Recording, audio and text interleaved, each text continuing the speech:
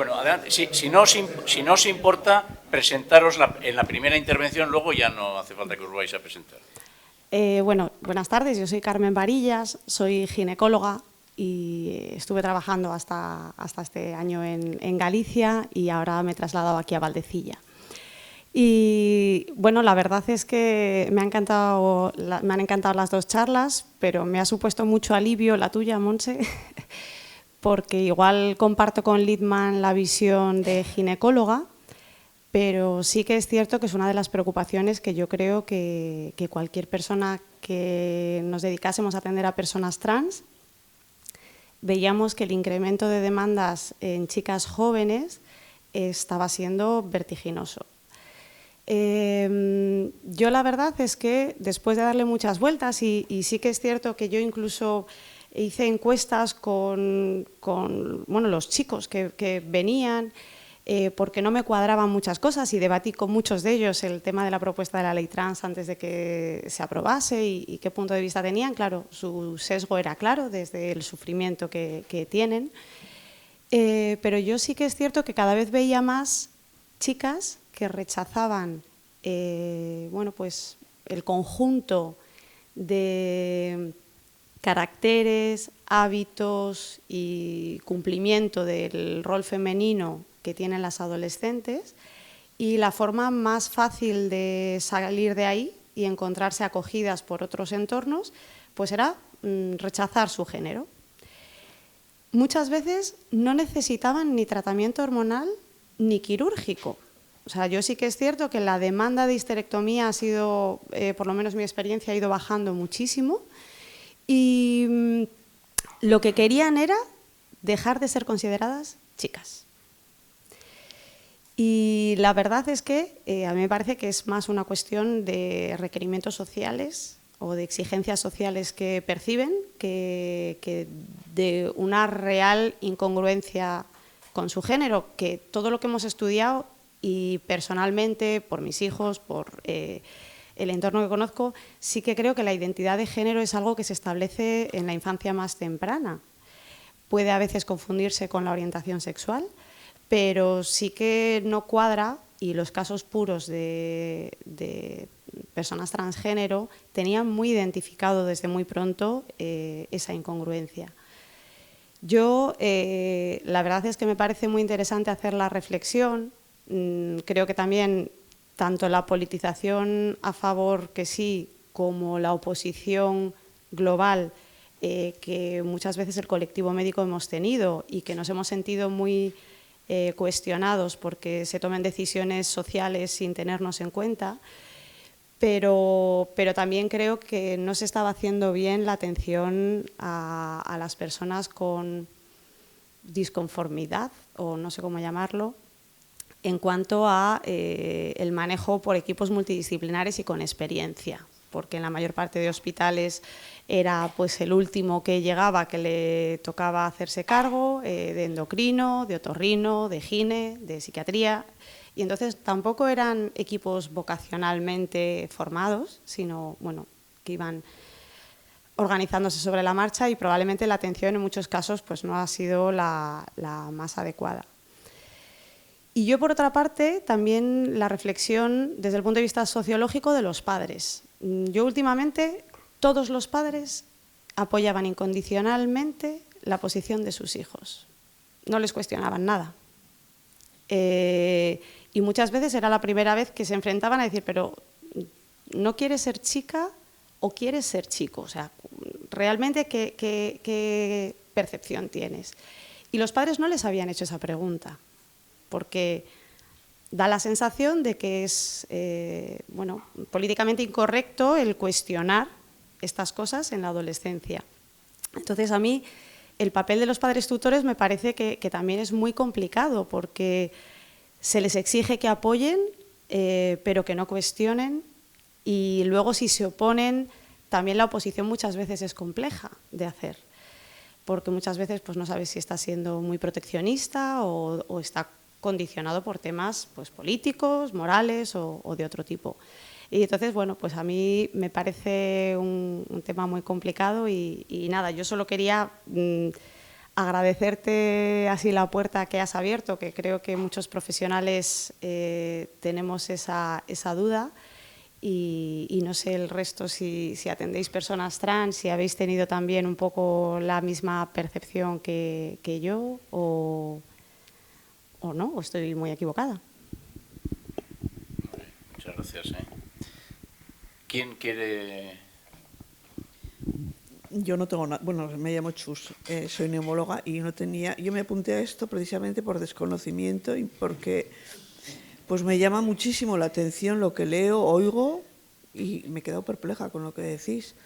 Entonces, yo no sé hasta qué punto influye también el que se hable tanto y que se genere desconocimiento, confusión. No sé, estoy diciendo igual una tontería, pero es que se dispare estas cifras a mí no me parece normal. En ningún estudio de nada de mi área o de otras áreas ocurre de repente en 10 años que una enfermedad se dispare en estos porcentajes. Entonces yo no sé si también la sociedad, los medios de difusión tienen que ver y en vez de ayudar se está ayudando a confundir a la gente. O también vivimos un espacio donde todo se acepta, que me parece fenomenal, y no sé si es todo un extremismo, no sé. Yo creo que las plataformas de redes sociales, que es donde se mueven los adolescentes, que es el grupo del que estamos hablando, tiene estas redes de acoger incondicionalmente, por ejemplo, yo las redes de...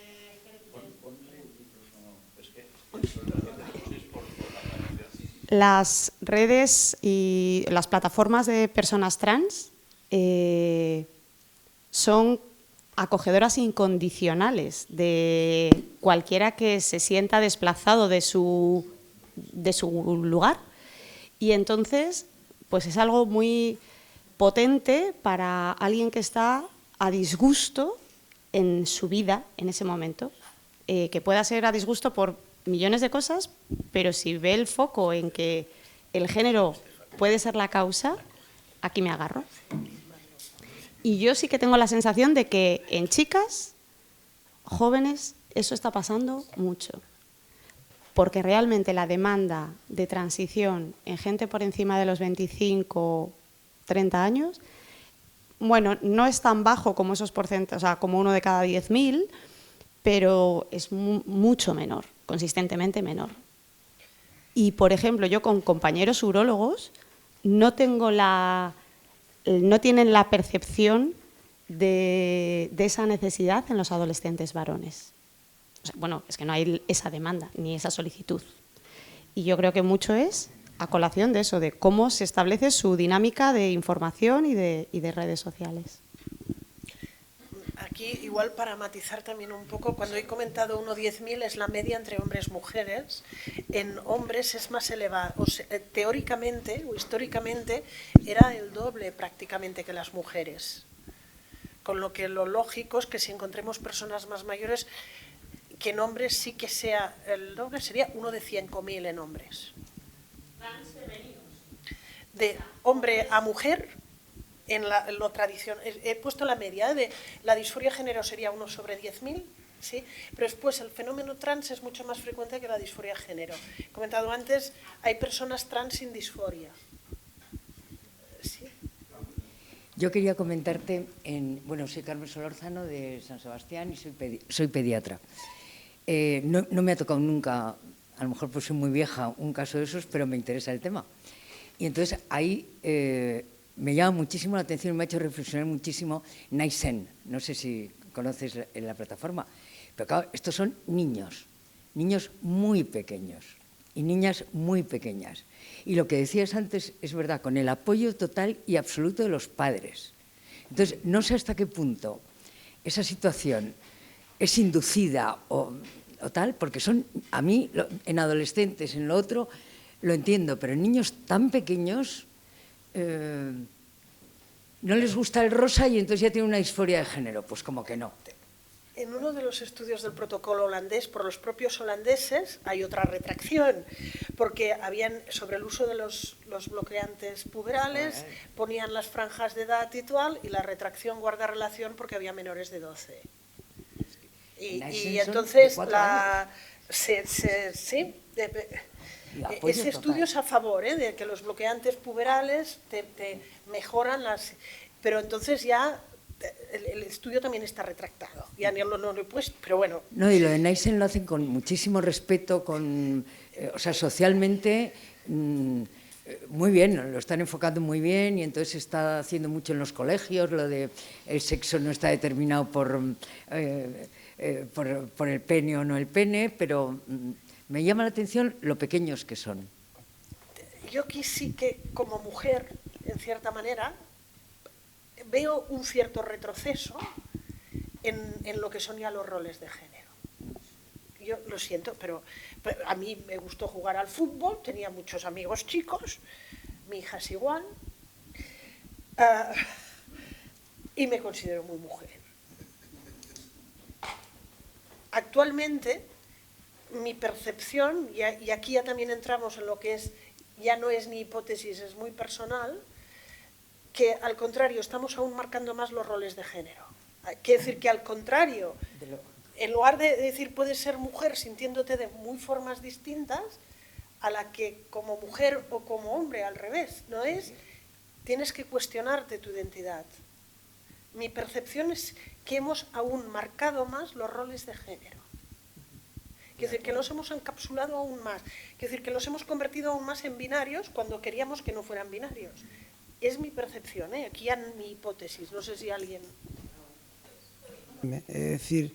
Yo tengo, y la estadística en mi cupo no se cumple, yo tengo un cupo, tengo una gran longitudinalidad de la atención, yo llevo 26 años en el mismo cupo y ya tengo un chico y una chica con disforia de género en el cupo. 2 en 1600, que en principio yo cuando lo comentaba decía, pues tan digo, sí, yo lo tengo en la consulta, y de hecho dentro de 1600 hay más, pero no se cumple decir... yo tengo un gran aperturismo y una gran aceptación y una gran recepción del paciente, sobre todo porque las dos familias en concreto, una es madre soltera, la genera un conflicto familiar.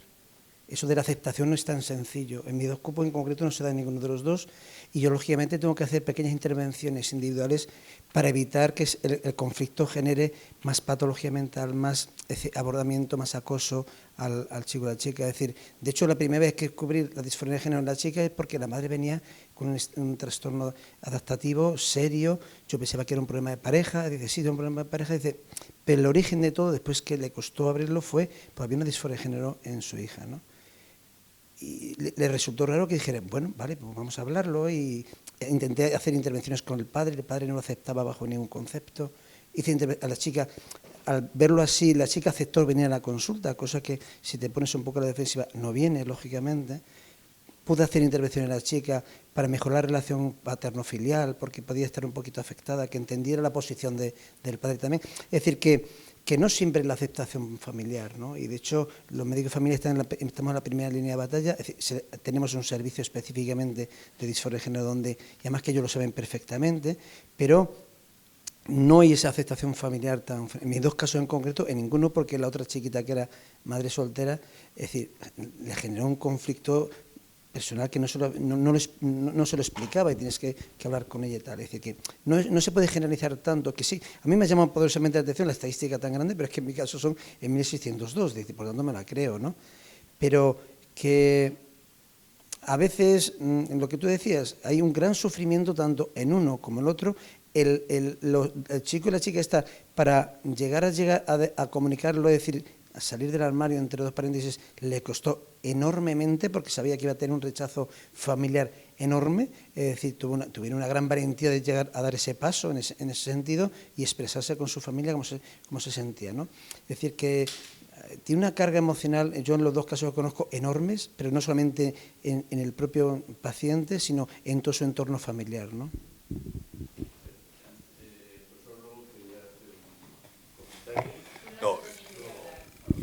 No, pero estabais...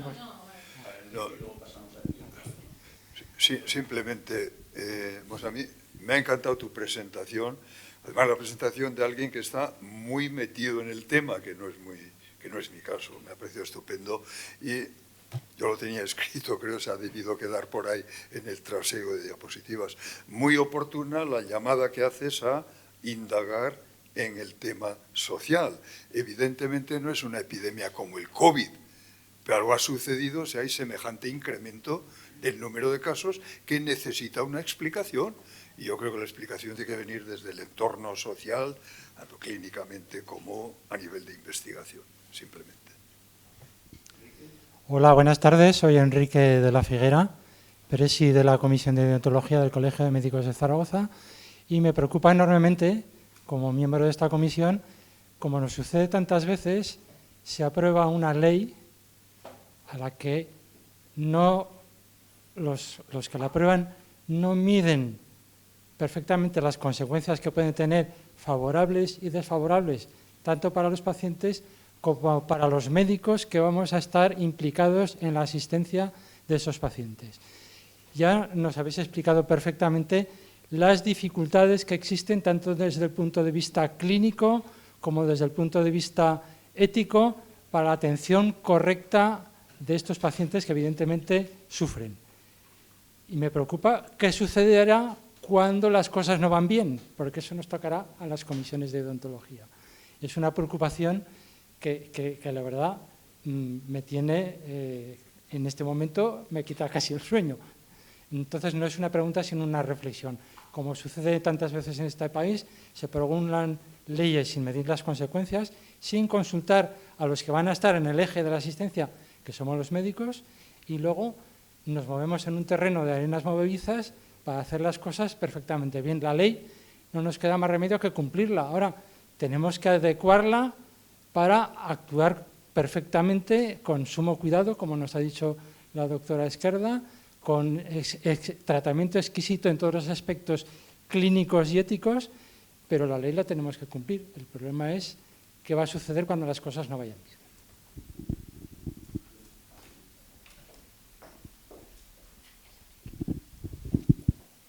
Bueno, muchas gracias por la charla. Además es un tema que a mí personalmente me preocupa muchísimo. Y bueno, yo quería decir varias cosas, pero no quiero coger el micro y no soltarlo. Entonces, creo que el componente social creo que es muy importante. De hecho, creo que hay una cosa que no le he oído aquí, pero los adolescentes hay un sentido de pertenencia. Esa palabra me parece muy importante. El adolescente necesita sentirse que pertenece a un grupo para ser aceptado.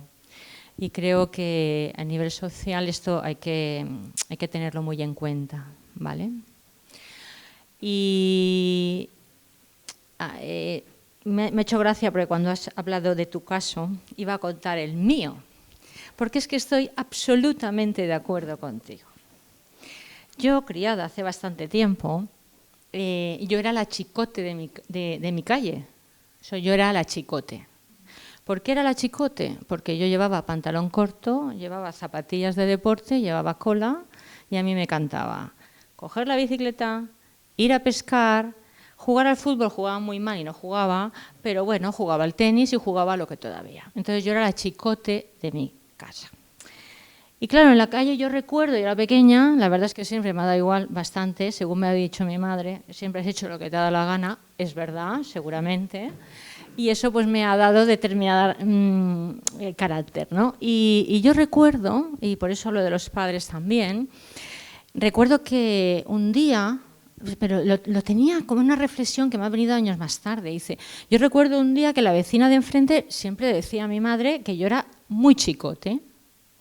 Y mi madre decía, pues bien, o sea, que como mi madre en la familia tenía de todo, pues también le hubiera dado igual lo que hubiera sido en un futuro. Pero decía, bueno, no la vi nada preocupada y la verdad es que nunca le di importancia. Luego esto continuó y mi mejor amiga es que el otro día, precisamente hace 2 semanas, nos volvemos a reunir hace mucho tiempo y nos reíamos y hablábamos de esto. ¿Qué hablábamos? Digo, Chus, que se llamaba Chus también. Digo, Chus, si nosotros hubiéramos vivido en el día de hoy, claro, nosotros seguimos con 10, con 12, 14 y 15 años jugando al tenis, navegando, o sea, todo lo que era considerado chicote, pues era lo que a nosotros nos gustaba hacer. Nos gustaban los hombres. Es verdad que tampoco preferíamos pasárnoslo bien. Teníamos tiempo de estudiar y pasárnoslo bien. Los chicos ya vendrían luego. Entonces, claro, yo veo ahí una presión social, de alguna manera, que nos reíamos, decíamos, hoy con las redes sociales, hoy con un móvil, hoy, si a lo mejor nosotros porque nos daba igual, pero personas a lo mejor con un poquito menos de personalidad, un poquito con más dependientes de tener esa pertenencia a un grupo. Esas familias, esos padres y esas madres que lo mismo, o bien porque son muy permisivos, o bien porque también lo que yo llamo pressing social, hay mucho pressing social para muchas cosas, y yo creo que en una de ellas es esta. Claro, al final, ¿qué habría pasado, no? O sea, hacíamos esa meditación un poco de decir,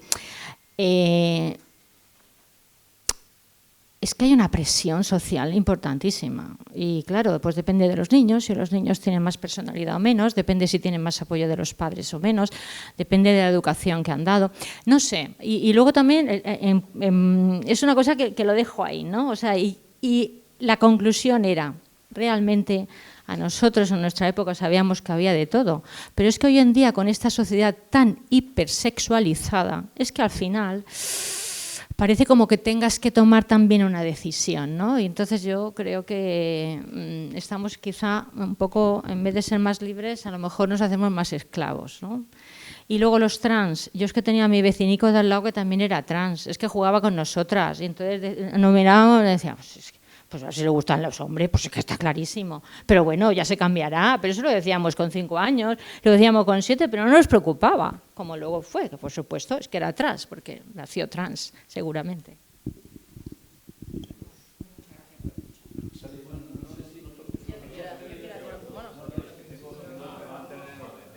¿Puedo hablar? ¿Yo quería hablar? ¿Yo? Bueno, te lo hablo. ¿Así? ¿Me oís? Vale. Bueno, esto es una hiperparticipación, ¿no? Vale. Bueno, yo muy brevemente sí que me gustaría bajar ahora, o sea, bajar o subir la charla al plano médico porque me preocupa. Me preocupa y mucho. Comentaros que en Aragón, de donde yo soy, durante muchos años ha existido ese equipo multidisciplinar del que estamos hablando, formado, bueno, pues por endocrinos, un psicólogo, un urólogo, ginecólogo y, bueno, cuando había una atención a una persona que se definía como trans, se le evaluaba y se le trataba con todo cariño. Esto ocurrió así hasta que en Aragón se publicó la Ley de Identidad de Igualdad de Género, que fue anterior a la ley nacional, fue anterior, bastante anterior. ¿Y qué pasó? Pues que esos equipos multidisciplinares desaparecieron porque la despatologización, que es algo que yo casi no puedo ni pronunciar y mucho menos, quiero decir, en este entorno, pues lo que ha traído consigo es que estos equipos, que yo creo que son muy necesarios, como muy bien habéis dicho, hayan desaparecido. ¿Cuál es la consecuencia?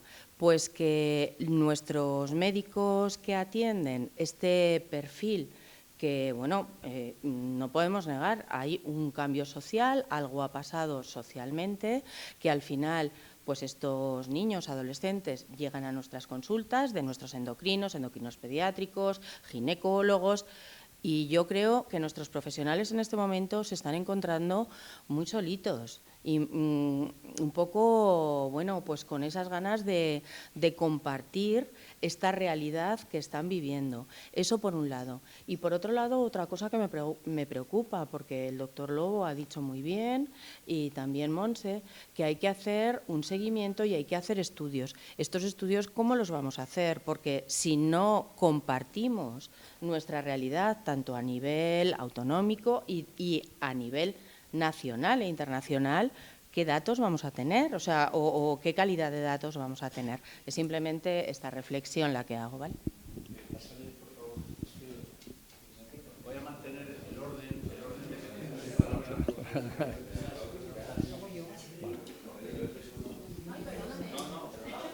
Bueno, sí.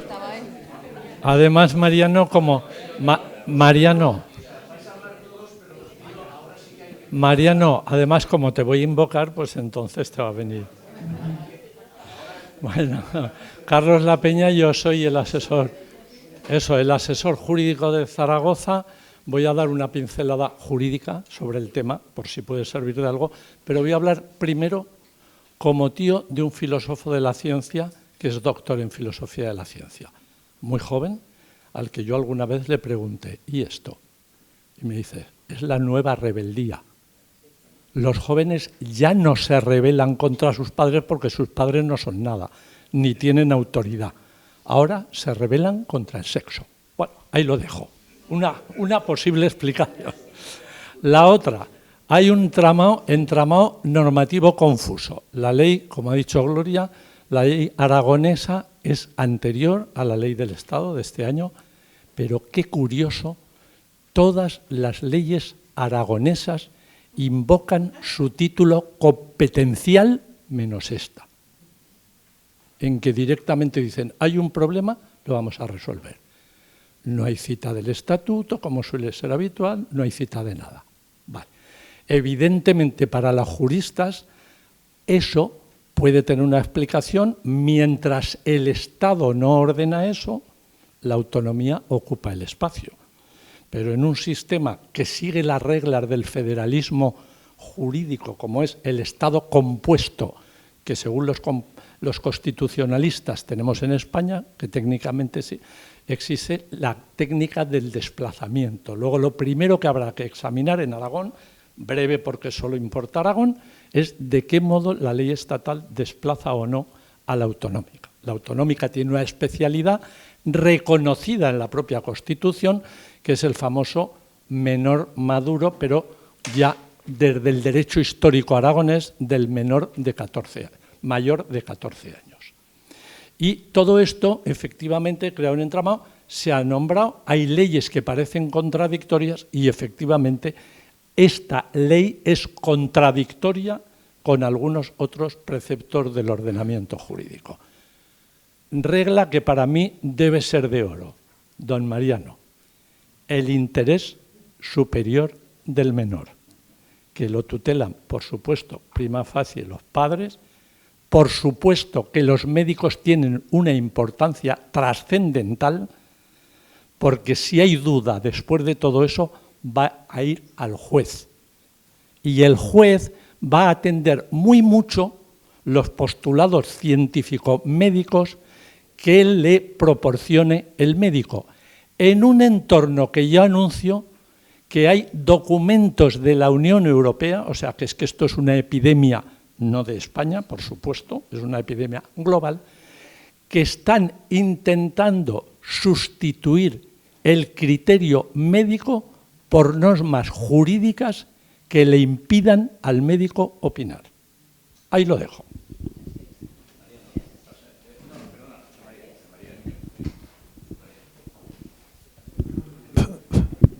Bueno, esto último, Carlos, bueno, soy José María Domínguez, presidente de la Comisión Central de Deontología. Esto último que has dicho de que bueno, las normas jurídicas intentan, yo ayer también lo dije cuando hablaban de que se nos quieren apropiar hasta de nuestro genoma y además no solamente sin preguntar, sino porque sí, ¿no? Y que nos van a poner cámaras en casa. Bueno, yo creo que ya nos la tienen porque los teléfonos los tenemos encendidos, nos están escuchando, ¿no? Quiere decir que ya saben más de nosotros de lo que nosotros pensamos, ¿no?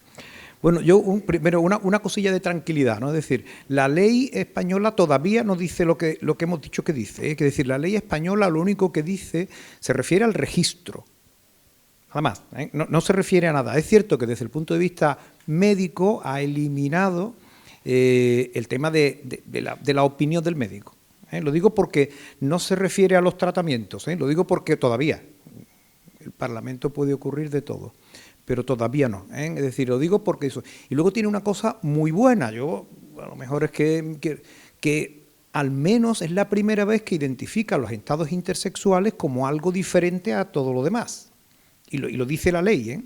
Lo quita, lo quita. Dice, los estados intersexuales no entran aquí. Bueno, es decir, teniendo en cuenta que las leyes son LGTBIQ+, pues bueno, quiere decir, al menos algo que sí tiene un trastorno orgánico identificado, al menos los elimina. Quiere decir, a mí me parece un paso, yo lo quiero ver desde ese punto de vista, es decir, claro, el segundo problema creo yo que veo, bueno, y aquí hay presidentes recuerdo que cuando votábamos estos capítulos en la asamblea, bueno, lo votaban los presidentes, yo estaba allí de asesor, bueno, yo qué sé, escuchando y aprendiendo mucho. Bueno, una de las cosas que hubo que aclarar, y estamos hablando de presidentes de colegio, es qué es eso de LGTBIQ+. Es decir, ¿pero por qué?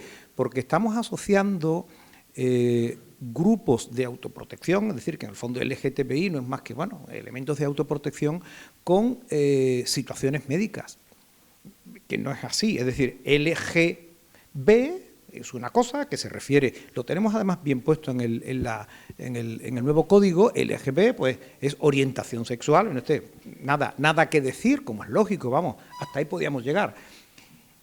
La T, que efectivamente, bueno, que es de lo que hemos estado hablando en principio, pero que yo creo que es muy importante no mezclarla ni con la L, ni con la G, ni con la B, ni con nada más, ¿no? La T, y luego con algo que yo creo que tampoco lo hemos tenido claro a lo largo de esta tarde, es decir, yo no lo tengo que decir, que son la incongruencia psicocorporal de género, autodiagnosticada, quiere decir, que no todos son trans, y además coincido, creo que lo has comentado, vamos a decir, no todos son trans, y creo que tú ya lo has comentado, lo que no quieren ser es lo que son ahora. Es más, bueno, sabéis que bueno, hay una asociación, lo digo porque a la Organización Médica Colegial, a nivel, bueno, se le pidió que hiciera un informe, de hecho además se nos consultó, bueno, algo a la Comisión Central de Deontología por la asociación Amanda, ¿no? Asociación de Madres con Disforia Acelerada de Género, ¿no? Y efectivamente, bueno, era tal cual se ha descrito esta tarde, ¿no? Y sí es cierto que no todas querían ser, y de hecho había epidemias en colegio de esto, había en una clase 3, ¿no? de 30, quiero decir. Y curiosamente, bueno, no querían cambiar, nos comentaban, uno de los nombres que queríamos decir, Ariel, ¿no? Que era por la ambigüedad, es decir, que podía ser de chico o de chica, quiere decir, ¿no? Ariel, quiere decir, de hecho, lo digo porque efectivamente, lo digo saber exactamente de qué estamos hablando, es decir, que no es trans, que no todos quieren ser trans, lo que quieren posiblemente es buscar algo en su vida, ¿no? Es decir, buscar un porqué, una solución, ¿eh? Lo digo porque a veces los metemos en los trans y tampoco es eso.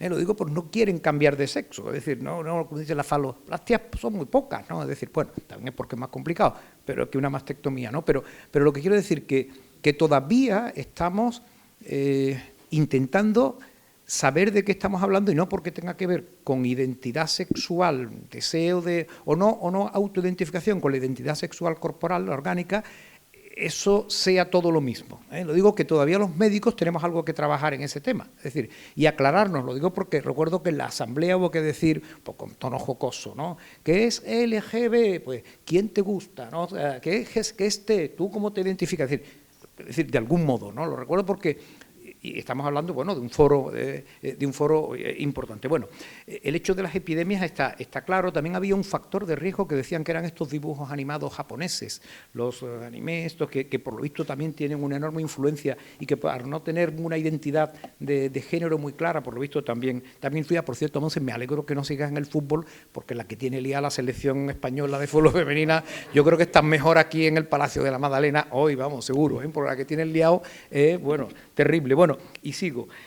Bueno, simplemente, bueno, un poco comentar eso, ¿no? Comentar el hecho, bueno, lo digo porque como organización, es decir, el nuevo Código de Deontología, bueno, justamente va en la misma línea de lo que se ha presentado, ¿no? Es decir, respeto a la orientación sexual máxima, respeto a la identidad sexual, claro, bien definida, y por supuesto en los menores, ¿no? expertos. Yo además añadiría, eso no se puede añadir, tiempo, ¿no? Tiempo y paciencia, respeto, tiempo y paciencia y esperar, porque la tasa claro, una de las cosas, y lo digo por la tasa de reversión, de arrepentimiento. Yo me recuerdo que hicimos una revisión cuando se aprobó en el Parlamento andaluz, nos pidieron a la Comisión Andaluza un informe, y yo busqué también toda la bibliografía que había, entre 4 y yo encontraba entre 4 y 88. Ahora veo que la de Cataluña, 95, ¿no? O sea, 95 de afirmación, ¿no? Que, por cierto, también en algunos casos habla y se acusa de que estas oficinas para la transición también son fomentadoras, digo lo que se habla, que también son fomentadoras, es decir, al hacer todo mucho más fácil y tal, pues parece que es algo normal. Y yo, claro, no tenemos tasa, lo que no sabemos si eso es normalizador o no, pero también se le acusa de ser un elemento favorecedor, ¿no? de transición. Es decir, bueno, con esto lo que quiere decir yo, diría, primero la ley, yo no sé la que vendrá, pero la ley no es tan mala como dicen, aunque sí nos ha quitado a los médicos de en medio para el registro, lo cual yo creo que eso sí es importante, y sí le otorga a los padres y al juez, ¿no? En los menores de determinados rangos de edad se lo da al juez, ¿no? Estará un experto en esto. Y lo que sí yo creo que los médicos, primero que identifiquemos bien las situaciones, ¿no? Clínicas, si le podemos llamar clínicas o de identidad, y que efectivamente prudencia, tiempo y darle, yo digo, tiempo al tiempo y protección, ¿no? Porque efectivamente no podemos olvidar el sufrimiento. María. No, igual para clarificar, la disforia de género está bien definida en DSM-5. La disforia de género está bien definida en DSM-5. Por eso he dicho, me centro en esto. Sí, hay criterios de diagnóstico y lo que estamos... que no vas a tratar si no hay una disforia, Quiero decir que aquí lo que estamos tratando es cuál es el mejor abordaje de la disforia de género, porque seguramente lo otro no nos compete a los médicos, quiero decir, no entramos aquí, pero aquí estamos hablando de bloqueadores de pubertad, de hormonación y de cirugías. Bueno, ya me conocéis, yo soy Mariano Casado. No, yo voy a ser muy breve, yo soy rápido. Quizás por la profesión mía, ¿no? Yo soy médico forense, entonces tenemos que ser claro, concreto y conciso. Por lo tanto, así voy a ser. Yo, disculpa, José María, pero la ley no la voy a calificar de buena, no la voy a calificar de mala, pero es mejorable, en el sentido de que estamos aquí en la escuela de la profesión médica y, por lo tanto, los médicos tenemos que opinar sobre esa ley. Y, en ese sentido, hemos de decir que es mala porque de un problema biológico, psicopatológico, fisiopatológico, del término que sea, nos han eliminado. Y por lo tanto algo habrá que decir y algo habrá que aportar en ese aspecto. Bien. Sí, pero que ahí, directa o indirectamente, la actuación del médico o de los profesionales sanitarios sí que van a participar. Decía anteriormente Enrique de la Figuera que tenemos que cumplir la ley, o no. Tenemos que cumplir la ley o no, sobre todo cuando a ti te van a obligar a hacer una cosa que entiendes que científicamente no es correcta. Nada más que tenemos que ver las estadísticas que nos han sacado aquí, que podrán ser buenas, malas o regulares, pero son las que hay, y entonces científicamente, pues a lo mejor yo no entro a ponerle los inhibidores de no sé qué, los tal, hormonales, etcétera, etcétera. Por lo tanto, yo creo que aquí sí que los médicos podemos posicionarnos en el sentido de una objeción desde el punto de vista científico. Sí que es cierto que la presión de los padres o la concesión que dan los padres en relación a la solicitud de los hijos, también se genera otro problema, que ya entramos en un ámbito no ético ni deontológico, sino en un ámbito puramente legal, ¿no? Aquí estamos estableciendo un trío, ya sabéis lo complicado de los tríos por vuestra experiencia, y por lo tanto, ¿quién empieza? ¿Por dónde se empieza? Etcétera, etcétera. Pues aquí se plantea un trío. El trío de los padres, el trío del niño o del menor y el del médico, ¿no? Y cuando existen esas discrepancias, pues hay alguien que puede solventarlo, que como decía anteriormente Carlos, pues que es el juez, ¿no? Por lo tanto, sí que tenemos algo que decir, tanto en la oposición a esos tratamientos que se nos están indicando o que se les están indicando a los médicos que lo apliquen, y una oposición a decir sí a la aplicación de eso cuando entendemos que científicamente no se puede hacer, y para eso hay otra figura que no es médico, que son los jueces, que son los que lo valorarán, siempre basado en un informe médico. Oye, simplemente por clarificar algo, no sé si te he entendido bien. Yo he dicho y he presentado una diapositiva donde la ley del Boletín Oficial del Estado habla explícitamente de tratamientos, y no solo de tratamientos hormonales y de tratamientos quirúrgicos, y dice que está metido en el Sistema Nacional de la Salud. Y la Organización Mundial de la Salud también habla de tratamientos hormonales y quirúrgicos, y te he presentado literalmente lo que he encontrado en la bibliografía. Yo creo que es importante aclarar eso.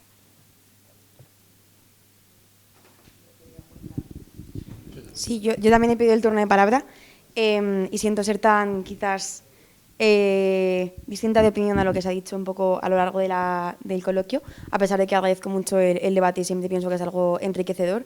Creo que se ha hablado de que esto es un problema de la adolescencia, de que se está viendo un incremento en la gente joven y que ese incremento del que hablabais, pero aquí, bueno, la única persona que es joven o que entra dentro de esa categoría soy yo. Y creo que se está dejando de lado toda la visión que tienen ellas, que al final creo que es una visión un poco distinta a la que se puede tener como profesional desde una consulta, que aunque puedas acompañar a los pacientes y es súper importante la intervención que tienes como profesional en el miedo que tengan al sistema, en cómo se quieran abrir, que ellas también luego tienen muchas vivencias, que al final no sé si conocéis realmente a alguien que haya pasado por eso, que personalmente, que yo he hablado largo y tendido con muchas personas que se identifican dentro de ese colectivo. Creo que por una parte Montse ha hablado de que ahora estábamos siendo más binarios que antes, cuando lo que precisamente queríamos era lo contrario. Creo que ahí discrepo. Aparte de la transexualidad y de la disforia de género, hay nuevos conceptos como el género no fluido, como el género no binario, o sea, como el género fluido y el género no binario, que son precisamente una lucha en contra de ese o azul o rosa, que al final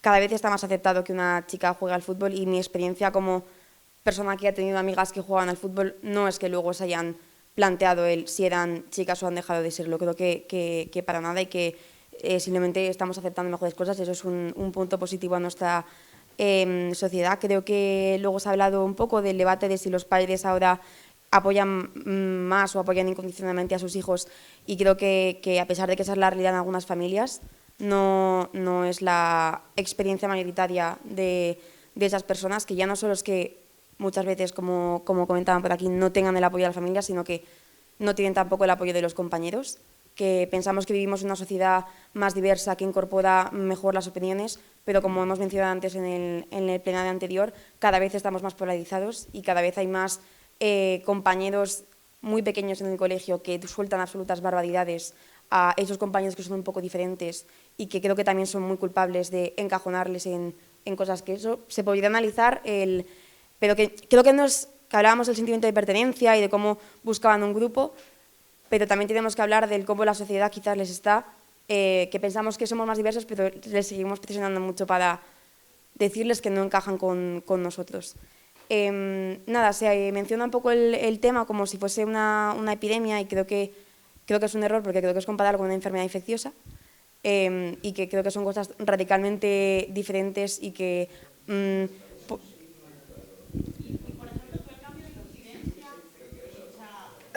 Yo, si puedo, primero, María, ya no eres de esta edad. Lo siento, con los pacientes que yo atiendo, cuando tengo estudiantes en la consulta, muchas veces ya le dicen, tú que no seas viejo, pero me refiero, la perspectiva ya no es que ya no perteneces al colectivo que hemos comentado, quiero decir, no es. Y yo creo que hay una parte que es fundamental también con lo que comentabas, que hay una parte que es saltar de las experiencias individuales al analizar fenómenos. Y los números han cambiado. Y yo creo que tenemos una necesidad de explicarnos el por qué han cambiado. Yo no he hablado en ningún momento de epidemia, no es, pero los números han cambiado y mucho. Y debemos preguntarnos el porqué de este cambio. Porque si este cambio solo implica el que seamos más fluidos y no afecta a los médicos, no. Pero aquí debajo hay tratamientos con elevadísimo riesgo, irreversibles, y en menores. Por eso yo creo que es importante hacernos las preguntas del porqué. Porque si no, el normalizarlo, podemos estar normalizando intervenciones irreversibles en niños. La siguiente plaga que sí que veremos, y he utilizado plaga, son las de transiciones. Los estamos empezando a ver. Y el problema es, hay un tema enorme de responsabilidad. Sí, lo digo porque lo he comentado, de cuando ha habido ya denuncias que yo que sepa no han ido por la deontológica, pero sí que han ido por lo penal, el de no me informaron cuando me prescribieron este tratamiento. Quiero hacer un último apunte a lo que ha comentado. Sí. Limitación porque el autobús sale y hay que levantar la sesión. Sí, sí. ¿A qué hora? A las 8 han dicho, ¿no? Sí, o sea que es que en 5 minutos máximo tenemos que levantarnos. Vale, muy breve. Que estoy de acuerdo con muchas de las cosas que ha dicho Monse, que efectivamente no es que esté haciendo un alegato no analiza el porqué ni muchísimo menos, y que la preocupación por los tratamientos médicos y las consecuencias que puede tener creo que es global y que se extiende vamos, que la comparto contigo. Simplemente hacer el pequeño apunte de que creo que la ley, a pesar de que pueda tener sus ciertas cosas que podamos pensar que son incongruentes, su objetivo era precisamente evitar estos tratamientos, que si podían solucionar de una forma social el no tener que pasar por esa patologización para poder registrarse en lo que comentaban antes, el registro, no tener que pasar por esos tratamientos hormonales, para ellos al final será más fácil, en caso de que luego quieran hacer la de transición, como dices, el no haberse sometido a esos tratamientos médicos que son irreversibles. Belén, la última palabra, ahora sí que vamos a tener que cerrar. Yo dar las gracias a la mesa por las intervenciones, al doctor Lobo y a la doctora Monse. Y yo soy médico de atención primaria, tengo pacientes trans, en los cuales han hecho intervenciones quirúrgicas importantes con edades de 17 años. Entonces, pues bueno, los padres asienten lo que dicen los hijos y entonces pues pasan por eso. Me parece, pues la verdad que actualmente, lo que como habéis comentado, es una situación tal vez, pienso yo, de rebeldía, porque actualmente, estando la mujer con el empoderamiento que tenemos actualmente de la mujer, van como en contra de las situaciones actuales. Me llama la atención, simplemente esa observación. Me gustaría, muchas gracias, me gustaría daros la oportunidad de decir alguna cosa más para cerrar. Si no es así, lo que quiero es agradeceros de verdad. Creo que esto ha sido...